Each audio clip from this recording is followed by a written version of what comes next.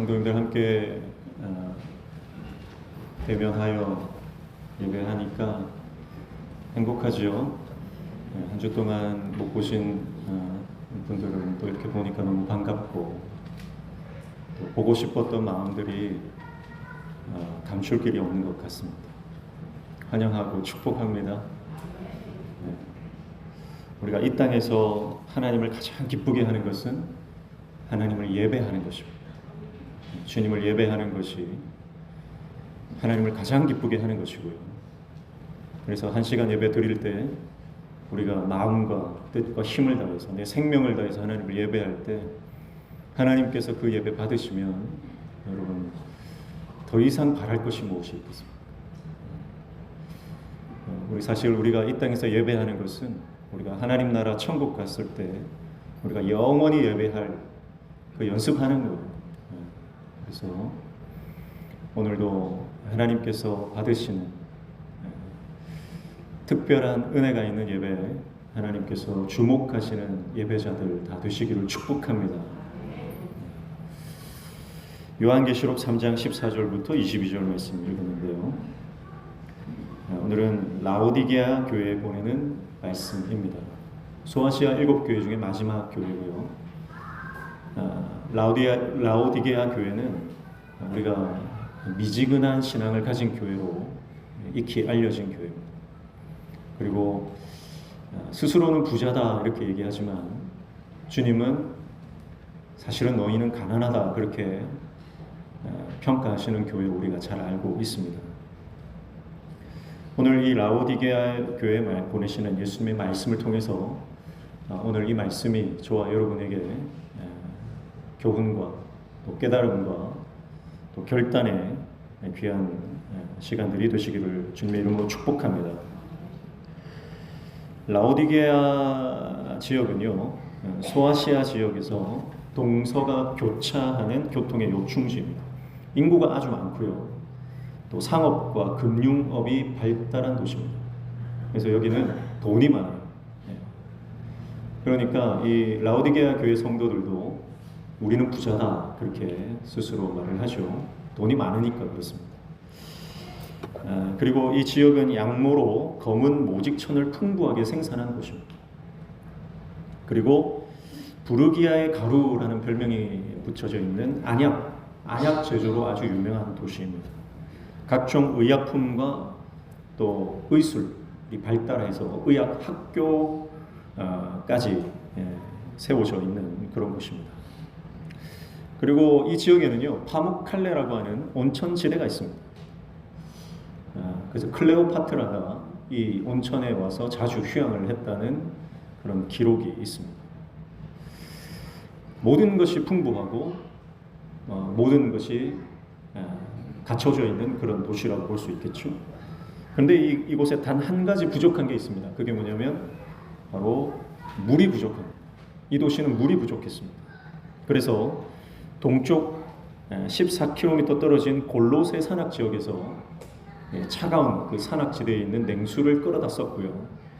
또 북쪽 10km 지역에 있는 히에라폴리스에서 이제 뜨거운 온천수를 끌어다가 사용을 합니다. 10km 정도 이렇게 수로를 내서 거기에서 온천수를 끌어다 쓰는데 처음에는 뜨거웠던 물이 오면서 식어서 미지근해지죠. 그래서 예수님께서 이 지역에 있는 성도들을 향해서 미지근한 신앙이다 말할 때 이 라오디게아 성도들은 이게 자신들의 삶과 결부되어 있기 때문에 무엇보다 와닿는 거예요. 이 지역에 있는 물들은요, 석회질이라서 냄새가 역겹고 마실 수가 없었어요. 그래서 만성적으로 물 부족에 시달리는 그런 도시라고 볼 수가 있겠습니다. 라오디게아 교회는요, 칭찬이 없습니다. 그 죽어가는 4대 교회조차도 남은 자들이 있었잖아요. 그런데 이 라오디게아 교회는요, 전혀 칭찬이 단 한 곳도 등장하지 않는 병든 교회, 변질된 교회, 어쩌면 죽어버린 그런 교회의 대표라고 볼 수가 있겠습니다. 자, 그러면 이 라오디게아 교회에 주님이 뭐라고 말씀하시는지 우리가 함께 살펴보도록 하겠습니다. 먼저 15절 16절 보시면 내가 내 행위를 아노니 내가 차지도 아니하고 더 뜨겁지도 아니하도다. 내가 찼든지 뜨겁든지 하기를 원하노라. 내가 이같이 미지근하여 뜨겁지도 아니하고 차지도 아니하니 내 입에서 너를 토하여 버리리라. 그렇게 말씀합니다. 자, 라오디게아 성도들은요, 뜨겁지도 않고 차갑지도 않은 미지근한 신앙을 가지고 있다. 그렇게 주님이 평가하십니다. 그들은 신앙에 열심이 없었습니다. 신앙에 열심이 없었어요. 그래서 19절 하반절에 보면 내가 열심을 내라 그렇게 말씀합니다. 이 라오디게아 성도들은요, 돈이 많으니까 아쉬운 게 없습니다. 가진 게 넉넉하니까 아쉬울 게 전혀 없죠. 그래서 신앙에 열심을 내지 않습니다. 그렇다고 교회는 떠나지 않는데, 그런데 간절함이 없습니다. 여러분, 우리 신앙 생활 가운데 가장 중요한 게 뭘까요? 가장 중요한 것은 저는 이 간절함이라고 생각합니다. 간절함이 없으면, 절박감이 없으면 여러분 우리의 신앙이 이와 같이 미지근해지는 신앙이 될 수밖에 없습니다. 여러분, 우리가 생각해 보십시오. 힘들고 어려울 때, 정말 난감한 문제로 내가 해결할 수 없는 문제 앞에 봉착했을 때 우리가 얼마나 간절히 주님을 찾았습니까? 근데 좀 살만하니까, 이제 먹고 살만해지니까 주님을 찾는 일이 뜸해지고 심하게는 사라져 버렸습니다. 그래서 여러분, 어쩌면 우리 신앙의 고난, 또 어려움, 역경 이런 것들은 우리를 더 영적으로 밀어붙이는 축복의 통로가 아닌가 그런 생각을 하게 되는 것이죠.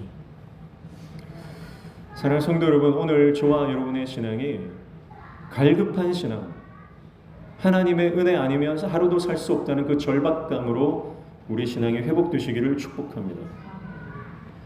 그래서 지금 라오디게아 성도들은 전혀 절박한 게 없어요. 누가 절박할까요?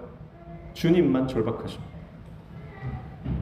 20절 말씀에 보면 볼지어다 내가 문 밖에 서서 두드리노니 누구든지 내 음성을 듣고 문을 열면 내가 그에게로 들어가 그와 더불어 먹고 그는 나와 더불어 먹으리라. 그렇게 말씀하잖아요. 주님이 문 밖에 서서 두드리고 계신데, 서서 두드리신다라고 하는 것은, 성경에서 서서라고 하는 것은 대부분 어떤 절박감과 긴박감을 나타냅니다. 스데반이 순교할 때 예수님이 하늘 보좌에 서서 바라보시잖아요. 그것은 예수님이 스데반을 보면서 그 절박감과 그 긴장감과 그 간절함으로 스데반을 바라보셨다는 겁니다. 편안하게 앉아서 보시는 게 아니에요. 지금 라오디게아 성도들 그 문 밖에서 지금 서서 두드리고 계시다는 것은, 이 지금 라오디게아 성도들이 완전히 죽어가는 이 상태, 이제 조금만 이 시간이 더 지체된다면 더 이상 회복될 수 없는 영적인 상태에 놓여져 있기 때문에 예수님이 절박감으로 그들의 문을 두드리고 계시다는 거죠. 지금 누구만 그 절박감을 몰라요? 라오디게아 성도들만 그 절박감을 모릅니다. 주님이 지금 절박하게 회복을 요구하십니다. 회개를 요청하십니다.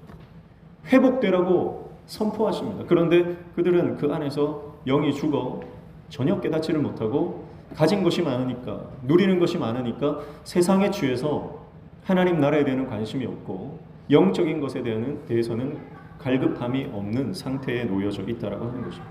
이게 미지근한 신앙입니다. 그래서 여러분, 이 라오디게아 지역에 있는 물은 석회질이라 해서 냄새가 역하고요, 마실 수가 없는 물입니다. 그러니까 이 미지근한 신앙이라고 하는 것은 하나님이 볼 때 그들의 예배가 역하다는 것, 그들이 드리는 예배가 하나님께서 받으실 수 없는 역한 예배다. 인본주의적이고 세속적인 예배를 그들이 드리고 있다라고 하는 것입니다. 여러분, 오늘 저와 여러분의 예배가 이와 같을 수 있다는 거죠. 내가 뭐 아쉬울 게 없고, 내가 뭐 잘 먹고 잘 사는데 뭐가 그렇게 간절한 게 있겠나. 그래서 주님 앞에 와서 예배는 드리는데 간절함으로 예배드리지 않고 다른 사람들 눈치 때문에, 체면 때문에, 그래서 주님 앞에 나와서 예배는 드리는데 예배 정말 내 마음을 다해서 예배 드리는 것이 아니라 그냥 한번 예배 드려주는 정도. 여러분, 그런 예배는 하나님이 절대 받으시지 않습니다. 오늘 이 예배가 우리 인생의 마지막 예배인 것처럼 목숨 걸고 예배하는 저와 여러분 되시기를 축복합니다. 대충 예배를 드려서는 하나님이 그 예배 내가 받지 않겠다, 냄새가 역하다, 그렇게 말씀하시는 거죠. 구약에도 하나님께서는 그 이스라엘 백성들의 그 형식만 남아있는 예배를 받지 않으셨습니다. 내가 그 제물의 냄새도 맡기 싫다, 그렇게 말씀하시지 않습니까? 여러분, 오늘 저와 여러분의 예배가 하나님 앞에 향기롭게 올라가는, 하나님이 흠향하시는 예배 되시기를 축복합니다. 그래서 미지근한 신앙을 버려야 됩니다. 그러기 위해서는 우리 안에 영적 이 갈망이 회복되어야 됩니다. 영적인 갈망이 회복되지 않으면 우리의 예배가 회복되지 않습니다. 하나님 없이 내가 한순간도 살 수 없습니다. 주님 은혜 아니면 내가 단 한순간도 내가 설 수 없습니다라고 하는 그 간절함과 갈급함으로 주님 앞에 나아갈 때 우리 신앙이 뜨거움으로 회복된다라고 하는 거죠. 여러분, 우리가 하나님을 찬양할 때 처음 예수 믿고 구원받았을 때 그 감격과 기쁨이 여러분 지금도 이어지는 분들이 몇 분이나 계실까요? 여러분, 내가 정말 주님을 처음 만나고 정말 처음 그 은혜를 경험했을 때의 감격과 기쁨이 오늘 저와 여러분에게 회복되시기를 축복합니다. 그래서 찬양할 때마다 우리 안에 감격과 감동과 기쁨이 넘쳐야 됩니다. 내가 하나님 앞에 엎드려 기도할 때 눈물이 흘러 넘쳐야 됩니다. 내가 말씀을 들을 때 그 말씀이 우리의 영혼을 살리는 말씀으로 우리가 영적 기대감을 가지고 말씀 앞에 서야 합니다. 하나님 앞에 기대감과 간절함 없이 서 있다면 우리의 신앙은 미지근한, 하나님이 받지 않으시는 신앙이 된다라고 하는 것이죠. 그래서 라오디게아 교회의 첫 번째 특징은 미지근한 신앙이다. 열심이 없다는 것. 두 번째는 17절에 내가 말하기를 나는 부자라 부요하여 부족한 것이 없다, 그렇게 말하고 있습니다. 스스로 나는 부자다, 나는 부족한 것이 없다, 그렇게 말하고 있습니다. 그것이 그들의 두 번째 특징입니다. 자, 라오디게아라고 하는 이 뜻은요, 이 백성의 판단, 심판받는 백성이라는 뜻입니다. 이것은 다른 말로 하면 백성들이 스스로 판단한다, 그런 말이 되는 거예요. 그래서 스스로 판단하니까 하나님의 판단을 받게 된다, 이런 의미가 있습니다. 심판받은 백성이 된 이유는 그들의 삶의 기준, 그들의 삶의 근거가 말씀이 아니라 자신들의 판단을 근거로 살았기 때문입니다. 여러분, 우리가 내 기준으로 살면, 내 판단으로 살면 반드시 하나님께서 우리를 심판하시는 그 심판대에서 우리를 판단하십니다. 그러나 우리가 말씀을 근거해서, 말씀을 기준해서, 하나님 말씀 의지해서 살면 그 말씀이 우리를 은혜로 덮어주시는 줄로 믿습니다. 그래서 교회 안에서도요, 교회에서 하나님의 뜻대로 가야지 사람들의 다수의 의견을 따라서 가서는 안 됩니다. 물론 우리가 교회법상으로 투표를 해야 되는 경우도 있고 다수결을 따라야 하는 경우도 있습니다. 그러나 언제나 민주주의 원칙이나 다수결의 원칙이 교회의 기준이 되지는 않는 것입니다. 만약에 교회법이나 교회 안에 있는 내규가 말씀에 근거하지 않은 것이라면, 말씀의 기준에 부합하지 않는 것이라면 그것은 철폐되어야 하는 전통이고 철폐되어야 하는 법이라는 거죠. 우리 안에 그런 잘못된 전통과 잘못된 법들이 있을 수 있습니다. 그래서 그 법과 기준을 세우는 데 있어서 가장 중요한 두 가지 원칙은 바로 말씀과 성령의 감동입니다. 말씀이 기준되지 않고 성령의 감동이 없는 법은요, 하나님께서 보실 때는 악법입니다. 여러분, 많은 사람들이 원한다고 그 길을 가서는 안 됩니다. 하나님의 뜻인가 분별하고 하나님의 뜻이면 가야 됩니다. 다수결이, 민주주의 원칙에 의해서 다수결이 그렇게 선택했으니까, 다수가 그렇게 선택했으니까 다수의 결정을 따라가는 것이 교회가 아니라고 하는 것이죠. 우리는 주님이 원하시는 길을 가야 합니다.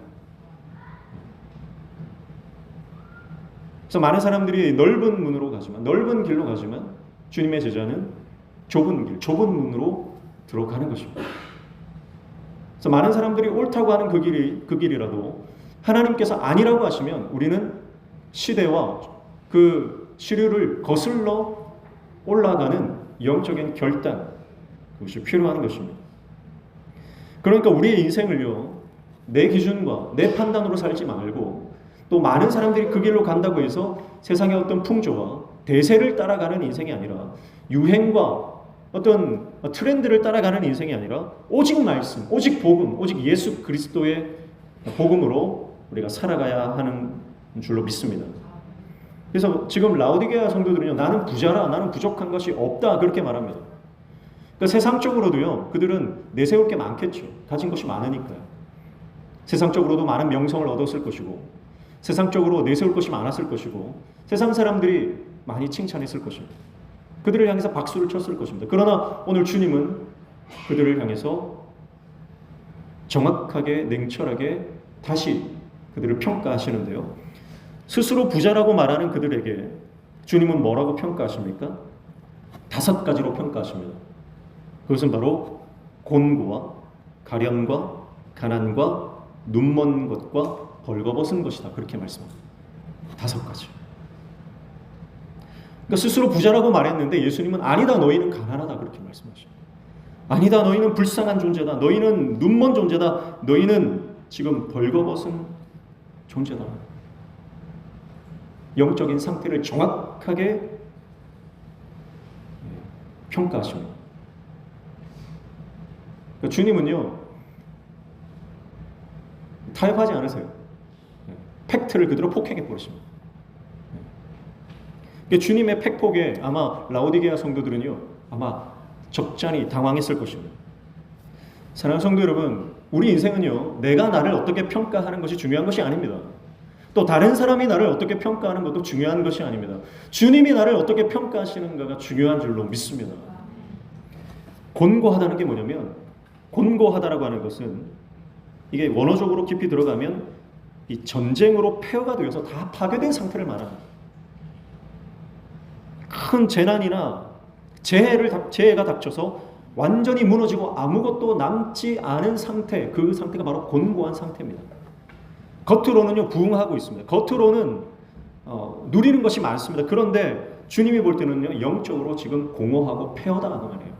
실제로 라오디게아 성도들이 영적으로 나는 부족한 것이 없다고 말했지만 영적으로는요, 그 마음이 영적 허기가 져 있는 거예요.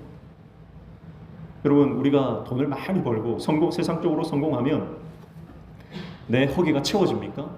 그렇지 않습니다. 높이 올라가면 올라갈수록 더 허기가 집니다. 더 허기가 져요. 채워지지 않는 공간이 있습니다. 왜냐하면 우리는 영적인 존재이기 때문에, 하나님은 우리를 영적인 존재로 창조하셨기 때문에 하나님으로만 채워질 수 있는 공간이 있는 거예요. 근데 그 공간을 아무리 돈으로 채우고 성공으로 채우고 인맥으로 채우고 여러 가지 세상의 것으로 채워도요, 마치 블랙홀 속으로 빨려 들어가서 아무것도 남지 않는 것처럼 우리 인생에는 영적 허기만 남을 뿐입니다. 지금 라오디게아 성도들이 그런 상태라는 거죠. 두 번째, 가련하다라고 했는데요, 가련하다라고 하는 것은 측은히 여기다, 불쌍히 여기다라는 뜻입니다. 측은하다, 불쌍하다 하는 것은 누구한테 쓰는 겁니까? 지금 옳은 길로 가야 되는데, 생명의 길로 가야 되는데 죽을 줄도 모르고 사망의 길로 가고 있는 사람을 향해서 불쌍하다, 그렇게 표현하는 거예요. 진짜 가져야 될 진짜 가치를 가지고 기뻐해야 되는데 썩어 없어질 가짜 가치를 가지고 즐거워하는 사람을 보면서 우리는 그 사람이 불쌍하다, 측은하다, 그렇게 여기는 거죠. 예를 들어서 불법과 부정을 저질러서 부정 축제를 해서 많은 재산을 쌓았다고 생각해 봅시다. 그러나 그 측근에 있는 사람들은 그 모든 내용을 알고 있죠. 그러면 그 사람은 그가 지금 누리고 있는 모든 세상 권력과 권세와 영광이 이내 사라져 버릴 것을 알고 있습니다. 근데 자신만 모르는 거죠. 아무리 돈이 많지만 그 사람의 삶을 아는 사람은 그를 불쌍히 여길 것입니다. 오늘 주님께서 라오디게아 성도들을 향해서 그렇게 여기시는 거예요. 스스로는 부족한 것이 없다라고 평가하지만 주님은 그들을 불쌍히 여기고 계시다라고 하는 것입니다. 세 번째는 가난하다라고 평가하십니다. 가난이 뭡니까? 부족한 상태를 말합니다. 가져야 할 것이 없고 꼭 필요한 것이 부재한 상태입니다. 여러분, 실제로 그들은 돈을 가졌지만, 그래서 세상적으로는 부자라고 했지만 그들에겐 지금 뭐가 없습니까? 믿음이 없습니다. 아버지의 사랑을 붙잡지 못하고 있습니다. 은혜가 없습니다. 그래서 부족한 것. 여러분, 그러나 시편 23편에 여호와는 나의 목자시니 내게 부족함이 없다라고 고백하는 이 시편 기자의 고백을 한번 보십시오. 많은 것을 가져서 부족함이 없는 게 아니죠. 여호와 하나님 한 분만으로 부족함이 없는 상태. 여러분, 그것이 진짜 부요한 상태입니다. 근데 지금 라오디게아 성도들은요, 지금 내 눈에 보이고 손에 잡히는 것, 그것에 마음을 뺏기고 혈안이 되어서 하나님이 보이지 않습니다. 그래서 실제로는 영적으로 완전히 빈털터리인 가난한 상태, 믿음이 하나도 없는 상태인 것입니다. 또 눈이 멀었다 그러죠. 여기서 눈이 멀었다라고 하는 것은 영적인 눈이 멀었다는 뜻이죠. 그러니까 이 라오디게아 성도들은 영적 갈망을 완전히 상실한 상태입니다. 돈에 눈이 머니까 주님이 보이지 않는다. 여러분, 우리가 돈에 눈이 멀고 세상에 눈이 멀고 남편이나 자녀나 세상 영광이나 건강이나 이런 것에 눈이 멀면 하나님이 더 이상 보이지 않습니다. 진정한 가치가 보이지 않습니다. 진짜 우리가 목숨 걸어야 될 것이 보이지 않습니다. 지금 라오디게아 성도들은 영적으로 완전히 눈이 멀어 있는 맹인이 된 상태입니다. 그래서 눈이 열리는 사람은 하나님 나라를 봅니다. 스데반을 보십시오. 사도행전 7장 55절 말씀에 보면 스데반은 하늘을 우러러 주목하여 그렇게 말합니다. 스데반은요, 하늘을 우러러 주목하여 봤습니다. 스데반이 보는 것은 하나님 나라와 하나님이 계신 그 보좌였습니다. 그리고 하나님의 영광과 및 예수께서 하나님 우편에 서신 것을 보고 그렇게 말하죠. 사랑하는 성도 여러분, 오늘 저와 여러분의 영안이 열려서 예수님과 하나님 나라의 보좌가 보여지는 은혜가 있기를 축복합니다. 그리고 보라, 하늘이 열리고 인자가 하나님 우편에 서신 것을 보노라 그렇게 말합니다. 주님을 보는 거죠. 자신을 향해서 돌을 던지는 그 군중들을 향해서 하늘이 열리고 인자가 예수님이 하나님 우편에 서신 것을 보라 그렇게 말합니다. 그런데 스데반만 보고 있어요. 아무도 그 하늘이 열리는 것을 보지 못합니다. 여러분, 놀라운 것은요, 그 말 이후에 스데반이 뭐라고 고백하냐면 주여 이 죄를 그들에게 돌리지 마옵소서 그렇게 고백합니다. 여러분, 영안이 열리니까요, 자신을 향해서 돌을 던지는 사람들이 원수로 보이는 것이 아니라 구원받아야 할 영혼으로 보입니다. 아버지의 마음이 내 안에 들어오니까 나를 핍박하고 나를 공격하고 나를 죽이려 드는 사람조차도요, 불쌍하게 보이고 그들이 구원받아야 할 천하보다 귀한 영혼으로 보이기 시작하는 것입니다. 여러분, 그러니까 우리의 눈이 열릴 때, 영안이 열릴 때 여러분, 내 시선이 바뀌는 것입니다. 그래서 그렇게 미웠던 사람이 정말 사랑스럽게 보이기 시작하는 것이죠. 영안이 열릴 때 일어나는 현상입니다. 사울도 그 눈에 비늘이 벗겨지자 바울이 되는 것이죠. 영안이 열릴 때 다른 존재, 다른 가치의 삶을 살아가게 되는 것입니다. 그리고 마지막 다섯 번째, 벌거벗었다 그렇게 말씀하죠. 벌거벗었다. 이 헐벗었다, 벌거벗었다라고 하는 것은 예수님으로 옷 입지 못한 상태, 즉 은혜를 누리지 못하는 상태라고 하는 것입니다. 그러니까 지금 라오디게아 교회는요, 전혀 은혜가 없습니다. 여러분, 은혜가 없으면 어떻게 될까요? 삭막해집니다. 여러분, 우리가 예수 믿는다고 다 공동체가 따뜻하고 하나 되고 연합하는 게 아닙니다. 은혜가 있어야 하나 됩니다. 하나님의 은혜가 있어야 하나 됩니다. 은혜가 없으면요, 다 분열되고 갈라지고 서로 싸우고 반목할 수밖에 없어요. 그래서 은혜가 필요합니다. 그래서 분당 우리 교회 이찬수 목사님은 그 모친께서 늘 그렇게 말씀하신대요.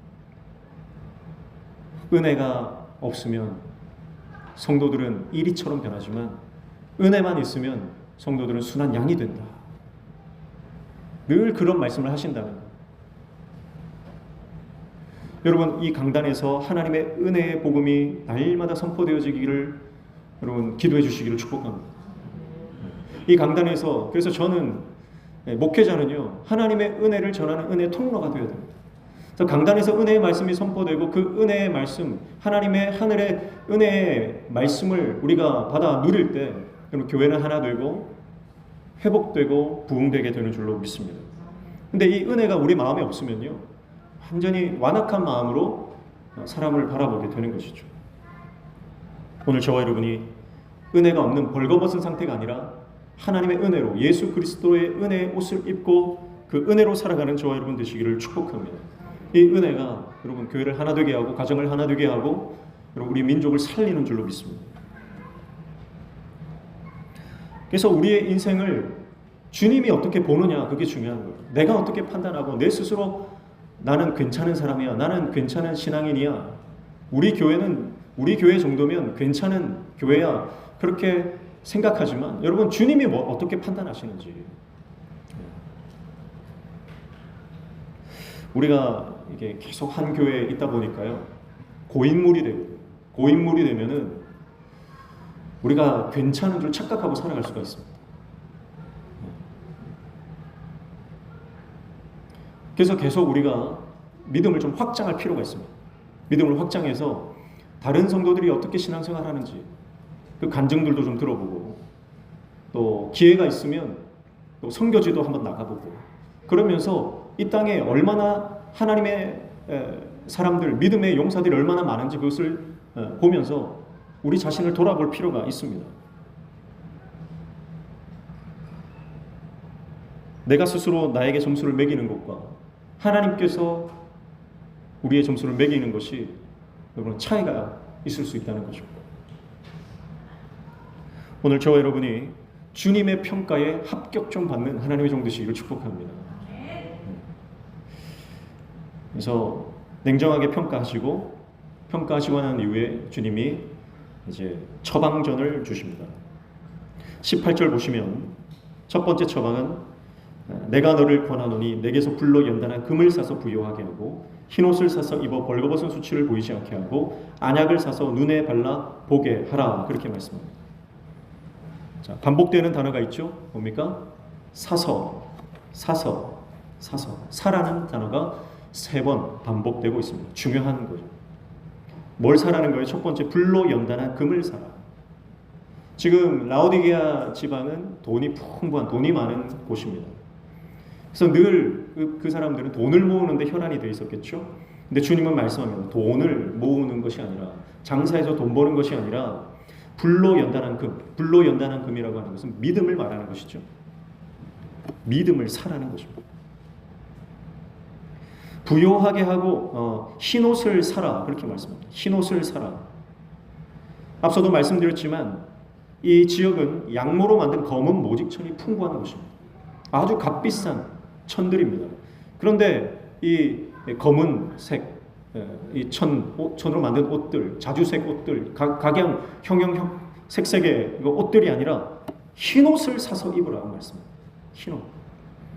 이것은 거룩한 옷입니다. 하나님의 거룩하고 경건한 삶을 살아라라고 하는 말씀이죠. 그래야 벌거벗은 수치가 보이지 않는다는 것입니다. 세 번째는 안약을 사서 눈에 발라라고 했죠. 이 지역은 안약으로 유명한 지역입니다. 그런데 그 육신의 눈에 바르는 안약이 아니라 영안을 여는 영적 안약을 사서 눈에 발라라, 그렇게 말씀하고 있습니다. 그러니까 사서 반복하는 것은 바로 대가 지불이 필요하다는 것입니다. 너희가 지금 대가 지불하지 않고 있다는 말이에요. 세상의 것을 위해서 투자하던 인생에서 하나님 나라와 영적인 것을 위해 투자하는 인생으로 회복되라는 주님의 경고의 말씀인 줄로 믿습니다. 여러분, 지금 여러분이 투자하고 있는 게 뭡니까? 여러분의 시간과 여러분의 건강과 여러분의 재능과 여러분의 재정, 어디에 투자하고 있습니까? 오늘 주님께서는 우리가 투자하는 그 대상을 바꾸라고 말씀합니다. 하나님 나라에 투자하라는 것입니다. 영적인 것에 투자하라는 것입니다. 생명을 살리는 영혼 구원에 투자하라고 말씀하고 있습니다. 여러분, 우리가 이 땅의 것에 투자하면요, 이 땅에서 잠깐 복을 누리겠지만, 세상의 복을 누리겠지만, 하나님 나라에 투자하면 하나님 나라에서 영원히 하나님의 복과 은혜를 누리게 되는 줄로 믿습니다. 그래서 썩어지지 않는 것에 투자하라고 말씀하고 있는 것입니다. 그리고 19절에 두 번째 처방을 내리시죠. 물은 내가 사랑하는 자를 책망하여 징계하노니 그러므로 내가 열심을 내라 회개하라, 그렇게 말씀합니다. 두 번째는 열심을 내라, 그리고 회개하라, 그렇게 말씀을 하고 있습니다. 회개를 하는데요, 열심히 회개해야 된다는 뜻이고, 그들의 신앙생활이 열심으로 주님의 나라를 향해 달려가는 인생으로 바뀌어야 된다는 말씀입니다. 이 열심을 내라고 하는 것은 구약의 민수기 25장에 나오는 그 사건을 전제하고 있다고 볼 수 있는데요. 민수기 25장에 보면 비느하스가 하나님에 대한 열심으로 우상 숭배자들을 도륙하는 장면이 나옵니다. 이스라엘이 시딤에서 발람의 계략에 빠져서 모압 여자들과 음행하여 24,000명이 연병으로 죽는 사건이 있었죠. 그때 비느하스가 창을 들고 막사에 들어가서 현장에서 이방 여인과 음행하는 그 남녀를 창으로 꿰뚫어서 죽입니다. 그 비느하스의 열심이 전염병을 그치게 했다, 그렇게 성경은 말씀하고 있습니다. 민수기 25장 11절 말씀에 보면 이렇게 말씀하죠. 제사장 아론의 손자 엘르아살의 아들 비느하스가 내 질투심으로 질투하여 이스라엘 자손 중에서 내 노를 돌이켜서 내 질투심으로 그들을 소멸하지 않게 하였도다, 그렇게 말씀합니다. 여기서 하나님의 질투심, 내 질투심이 나오는데요, 이 질투심이라고 하는 것이 원어로 보면 하나님의 열심입니다. 그러니까 비느하스 안에는요, 하나님의 열심이 있었다는 거예요. 그 하나님의 열심으로 죄에 대해서 강력하게 죄의 문제를 척결하고 회개했다는 것입니다. 여러분, 이 열심을 말하는 것입니다. 지금 라오디게아 교회 안에 세상 풍조가 완전히 들어와서 그들을 잠식해버렸습니다. 세상 것을 누린다고 영적인 갈망이 다 사라져버렸습니다. 그들 안에 하나님의 열심을 품으라는 것입니다. 사랑하는 성도 여러분, 오늘 우리 안에 이 하나님의 열심, 우리 안에 간절한 소망과 갈급함이 회복되시기를 축복합니다. 여러분, 이것이 영적 갈망이 우리를 영적인 새로운 차원으로 들어가게 하는 줄로 믿습니다. 20절 말씀에 보면 예수님께서 볼지어다 내가 문 밖에 서서 두드리노니 누구든지 내 음성을 듣고 문을 열면 내가 그에게로 들어가 그와 더불어 먹고 그는 나와 더불어 먹으리라, 그렇게 말씀하고 있습니다. 그럼 우리는 이 말씀을 믿지 않는 사람들, 불신자들을 전도하는 데 많이 사용합니다. 그러나 사실 이 말씀은요, 불신자들에게 하는 말씀이 아니라 라오디게아 교회 성도들에게 하시는 말씀이에요. 그러니까 이 말씀은요, 예수님께서 단지 형식상, 명목상 유사 그리스도인으로서 살고 있는 라오디게아 교회 성도들이 이제 진짜 그리스도인이 되기를 원한다는 초청입니다. 더 이상 세속적인 그리스도인으로 머물러 있지 말고 주일날만 교회에 와서 예배 한번 드렸다고 내가 기독교인이다 그렇게 착각하면서 살아가고 있는 명목상 그리스도인으로 살아가지 말고 주님과 동행하는 새로운 영적 차원으로 들어오기를 원하시는 주님의 초청인 줄로 믿습니다. 요한복음 15장 4절 말씀에도 내 안에 거하라 나도 너희 안에 거하리라, 그렇게 말씀합니다. 15장 5절에는 나는 포도나무요 너희는 가지라 그가 내 안에 내가 그 안에 거하면 사람이 열매를 많이 맺나니 나를 떠나서는 너희가 아무것도 할 수 없음이라 말씀합니다. 사랑하는 성도 여러분, 우리가 주님 안에 거하고 주님이 내 안에 거하실 때 여러분 우리 안에 놀라운 기도 응답의 열매가 나타나는 줄로 믿습니다. 내가 기도해도 응답되지 않는 이유는 주님 밖에서 기도하기 때문입니다. 그럼 내가 주님 안에 거하고 주님이 내 안에 거한다는 것은 무슨 말씀일까요? 요한복음 15장 7절에 이렇게 말씀하죠. 너희가 내 안에 거하고 내 말이 너희 안에 거하면 무엇이든지 원하는 대로 구하라 그리하면 이루리라 그렇게 말씀합니다. 내 말이 너희 안에 거하면 무슨 말씀입니까? 하나님의 말씀을 붙잡고 살아가는 사람, 하나님의 말씀이 내 삶의 기준이 되는 사람, 내가 판단하고 내가 결정하고 내가 선택하는 인생을 살아가는 것이 아니라 말씀에 근거하여 말씀을 붙잡고 말씀으로 선택하고 말씀으로 결정하고 말씀으로 인생을 살아가는 그 사람이 하나님의 놀라운 역사, 기도 응답의 열매를 경험하면서 살아간다는 말씀이죠. 사랑하는 성도 여러분, 오늘 저와 여러분에게 이 영적 갈망이 회복되시기를 축복합니다. 그래서 내가 주님과 동행하기를 원하는 그 영적 갈망, 그래서 내가 주님과 동행할 때 주님께서 내 삶 가운데 어떻게 역사하실지 기대하는 그 영적 갈망.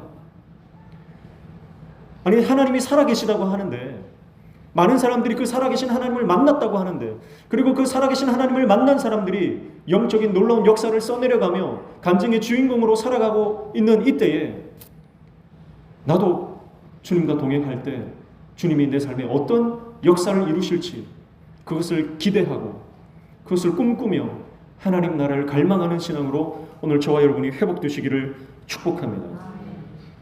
특별히 19절에 다시 보시면 물은 내가 사랑하는 자를 책망하여 징계한다 그렇게 말씀하시죠. 여러분, 오늘 라오디게아 교회 성도들은요, 칭찬받지 못하고 책망만 받았습니다. 그런데요, 이 책망받은 것이 너희는 이제 끝났다는 말씀이 아니라 내가 너희를 사랑한다는 증거라고 주님이 말씀하십니다.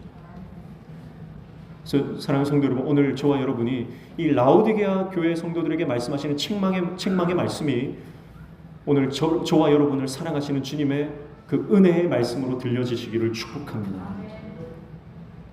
지금 라오디게아 교회 성도들은 완전히 병들어서 죽어있는, 영적으로 완전히 죽어있는, 감각이 없는 상태에 놓여져 있습니다.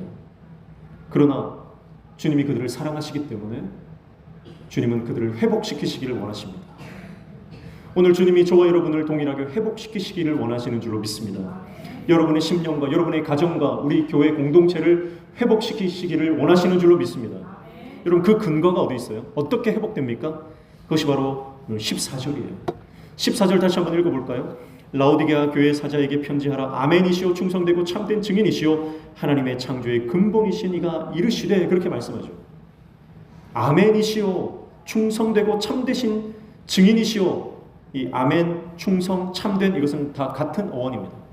그러니까 이 아멘이라고 하는 것이 첫 번째 근거입니다. 아멘이라고 하는 것은요, 그렇게 되기를 원합니다. 그렇게 될 것을 믿습니다라고 하는 뜻이 아닙니까? 근데 여러분, 이 아멘은요, 단순한 지적 동의가 아닙니다. 이 아멘은 순종의 결단입니다.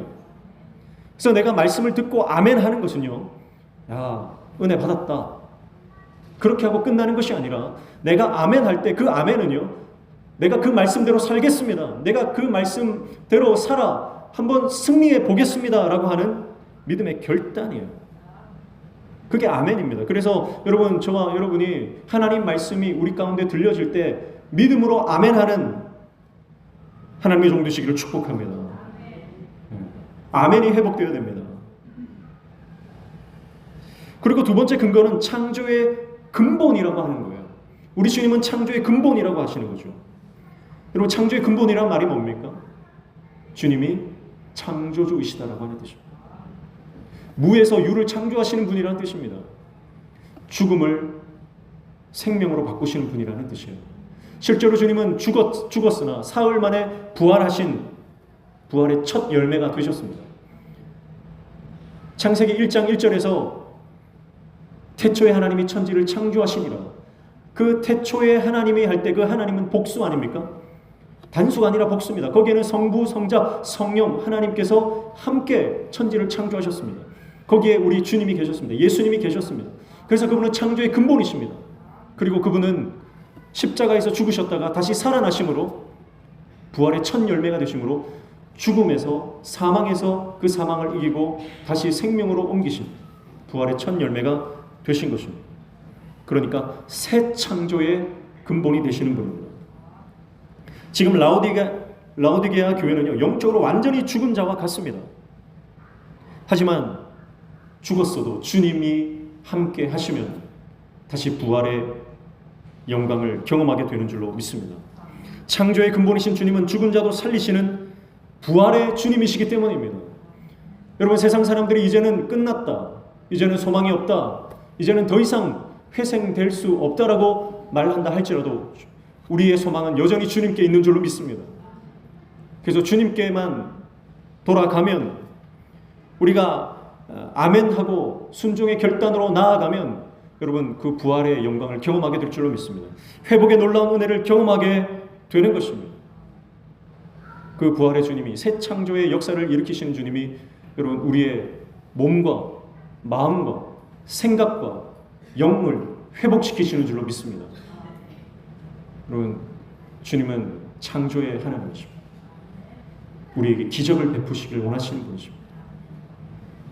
죽은 우리의 신앙이 다시 회복되어 살리시기를 원하시는 그 주님 앞에 우리가 나아가 회복의 은혜, 다시 살아나는 그 역사를 경험하는 저와 여러분 되시기를 주님의 이름으로 축복합니다.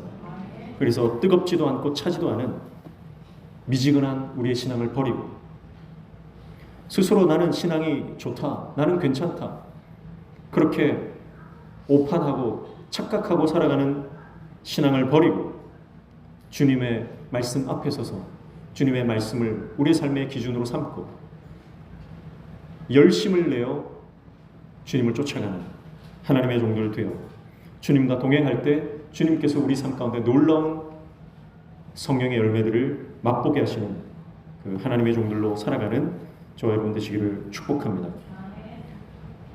라오디게아 교회에 하시는 말씀, 우리는 초대교회, 소아시아 7교회에 하시는 말씀들을 쭉 살펴봤는데요. 요한계시록은 처음과 끝이 교회를 향한 예수님의 말씀으로 그 시작과 끝이 연결되어 있습니다. 그러니까 요한계시록은 크게 주님이 얼마나 교회를 사랑하시는지, 그리고 교회를 얼마나 회복시키기를 원하시는지, 그리고 그 교회를 통해서 하나님의 역사를 이루시고자 하는지 교회를 향한 말씀이라고 볼 수 있습니다. 오늘 이 말씀을 통해서 주님이 우리를 얼마나 사랑하시는지, 그리고 우리 교회를 얼마나 기뻐하시는지 우리가 깨닫고 주님의 기쁨으로 우리의 개인과 또 우리 공동체가 회복되어지는 놀라운 은혜를 경험하는 저와 여러분 되시기를 주님의 이름으로 축복합니다. 기도하겠습니다. 하나님 아버지, 사랑하는 자를 책망하여 징계하신다고 말씀하십니다. 우리를 향해 책망하시는 말씀은 우리를 싫어서 우리를 버리기 위해서 하시는 말씀이 아니라, 우리를 포기하시는 말씀이 아니라 우리를 살리기 위한 말씀인 줄로 믿습니다. 우리를 사랑하시는 말씀인 줄로 믿습니다. 우리를 사랑하시는 그 말씀을 붙잡고 열심을 내어 다시 주님께로 돌아가는 하나님의 종 되게 도와 주시옵소서. 예수님의 이름으로 기도하옵나이다.